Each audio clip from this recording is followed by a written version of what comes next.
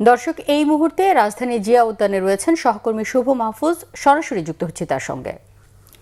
শুভ, সমাধিস্থলে আসা মানুষের উপস্থিতি কেমন দেখতে পাচ্ছেন? রৌনক, আপনাকে ধন্যবাদ। আসলে আজকে গতকালকে দুপুর 12টা থেকেই বিএনপির পক্ষ থেকে বা সরকারের পক্ষ থেকে এই জিয়া উদ্যানকে সাধারণ মানুষের জন্য উন্মুক্ত করে দেওয়া হয়। এরপরেই সাধারণ মানুষের ঢল নামে এই জিয়া উদ্যানে, যেখানে সাবেক 3বারের প্রধানমন্ত্রী আপুসের নেত্রী বিএনপির চেয়ারপারসন বেগম খালেদা জিয়াকে সমাহিত করা হয়েছে।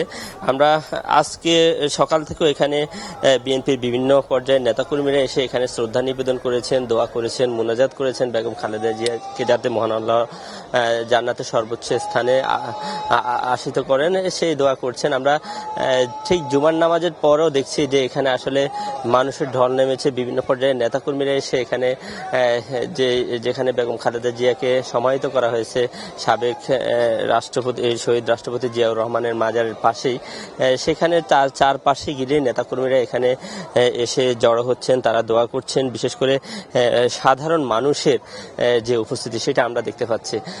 বিশেষ করে বেগম খালেদা জিয়া যেই উপাধিতে ভূষিত আপুসের নেত্রী, দল মত নির্বিশেষে তার যে একটা গ্রহণযোগ্যতা, তার প্রতি যে মানুষের একটা ভালোবাসা, সেটি কিন্তু আমরা বিগত সময়ে যেমন দেখেছি।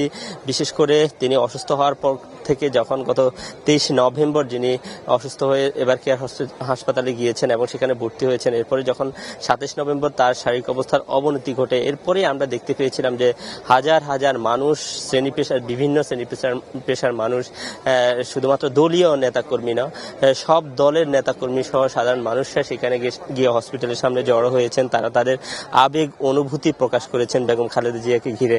এরপরই পুরো মাস এবার কেয়ারে প্রায় মানুষ গিয়েছেন, তার জন্য দোয়া করেছেন। আসলে আল্লাহর নিয়ম অনুযায়ী তাকে চলে যেতে হয়েছে একটা নির্দিষ্ট সময়ে।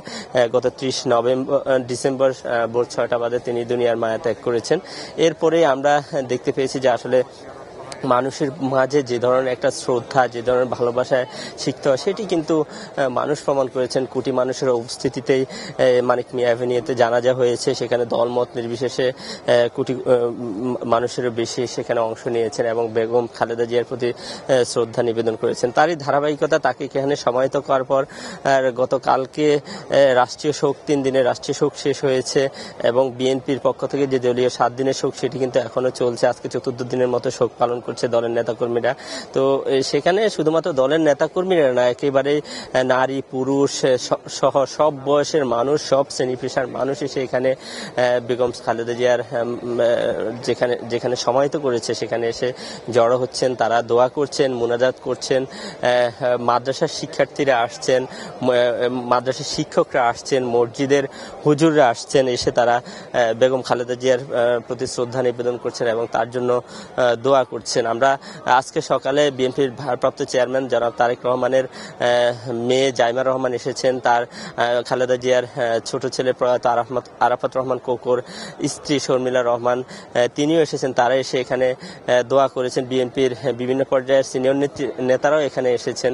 তো তাদের যাওয়ার পর থেকে কিন্তু সাধারণ মানুষরা কিন্তু একে একে আসছেন, এখানে এসে শ্রদ্ধা নিবেদন করছেন, দোয়া করছেন বেগম খালেদা জিয়ার জন্য এবং তার যেই তিনি চলে যাওয়ার পর যে দেশের যে অপূরণীয় ক্ষতি, সেই ক্ষতিটা যাতে আসলে পুষিয়ে উঠতে পারে, সেজন্য মানুষ দোয়া করছেন এবং বিশেষ করে বেগম খালেদার জন্য দোয়া করছেন। তো রৌনক, এখন পর্যন্ত আমার কাছে এতটুকুই ছিল এই জিয়া উদ্যানকে ঘিরে।